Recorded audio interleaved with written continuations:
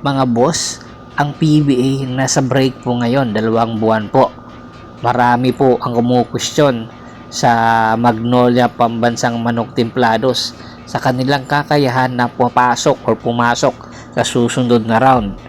Kaya nga po ngayon palang paparating na break or sa kasalukuyang break ay dapat po magpalakas na etong Magnolia Pambansang Manok Templados. Sa panahon po ni Coach Chito Victorero, talagang pumapasok po ang Magnolia papunta sa playoffs, hindi nga lang po makapasok sa finals. Isa sa mga kadahilanan kung bakit ay itong si Polly, na kung saan pagdating po sa playoffs ay nagkakaroon ng injury.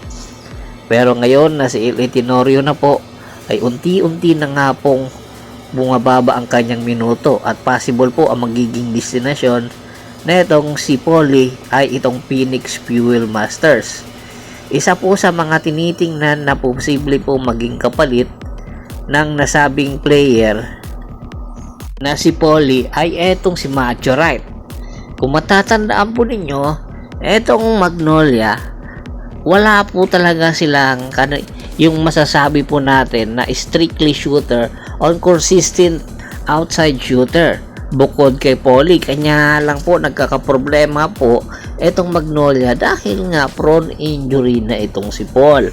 Kaya naman ito nga si Macho Right ang kanilang tinitingnan na makakatulong at hoping sila na ito na nga yung sagot sa kanilang problema.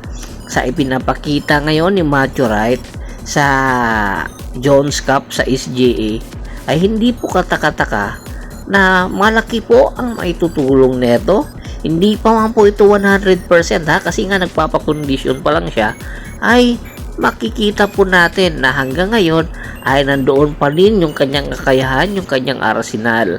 Kaya itong dalawang nasabing player na si Paul at si Macho Right, kung sakali nga pong magpalitan ito ng kupunan, ay masasabi po natin na makakatulong po sila sa bawat kupunan na kanilang mapupuntahan, especially itong si Macho at itong si Paul. Oo, magkaiba po sila ng mga kakayahan. Yung kanilang mga leadership skills ay talagang hindi po matatawaran. Isa pa po sa nakakaintriga nga ngayon pagdating sa Magnolia, tinitingnan din po ng Magnolia ang posibilidad na i-acquire rin po itong si Maverick Hanmisi. Kung makikita po ninyo, una pong pinakawalan ng Terra Firma yung kanyang nakababatang kapatid na si Jeric. Siyempre, si Jeric po kasi yung unang dumating sa Terra Firma Jeep. At pagkatapos, isa na naman pong posibilidad na etong Magnolia, ang kukunin po nila ay eto na naman pong si Maverick Hanmisi, na kung saan badly needed po nila ang isang point guard at guard na two-way player, at nakikita nga po nila sa kakayahan na meron itong si Maverick Hanmisi ay malaki po ang maitutulong sa kanilang lineup. At syempre, bukod sa kanilang lineup, mas lalong lalalim po yung kanilang guard rotation.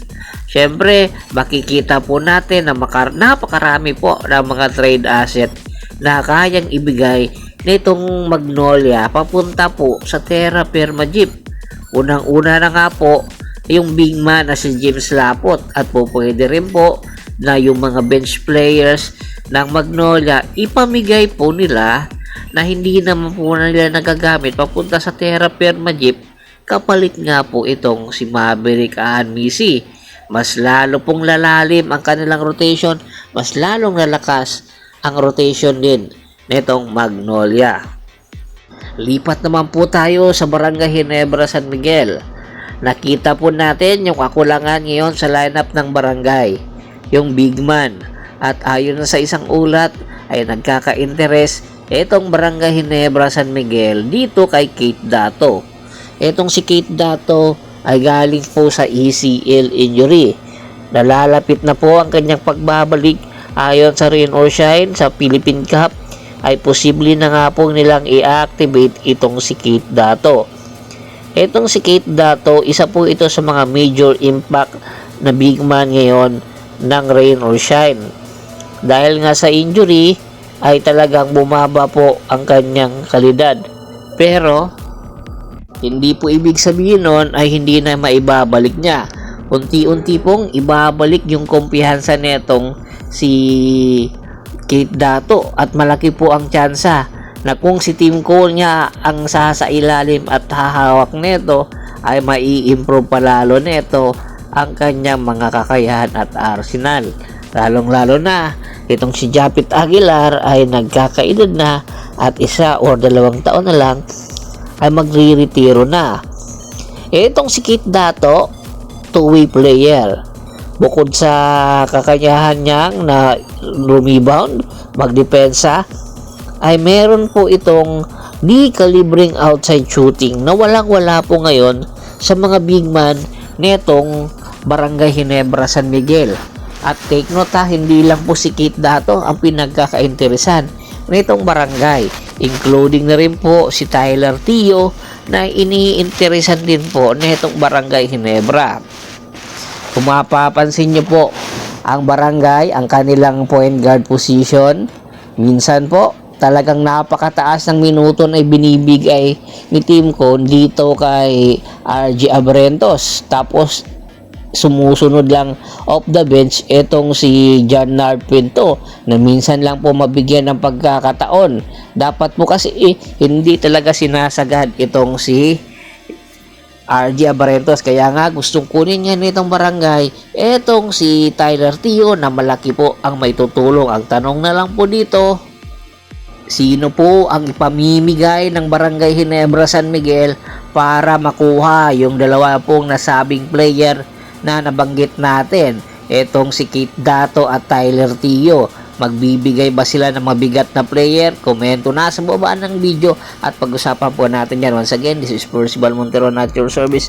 Don't forget to subscribe my sports channel at don't forget to click the notification bell button para nga po maging updated palagi sa kwentuhan. At bago pa man natin tapusin ang ating kwentuhan, shoutout muna tayo sa mga solid na followers na lagi pong sumusuporta sa atin.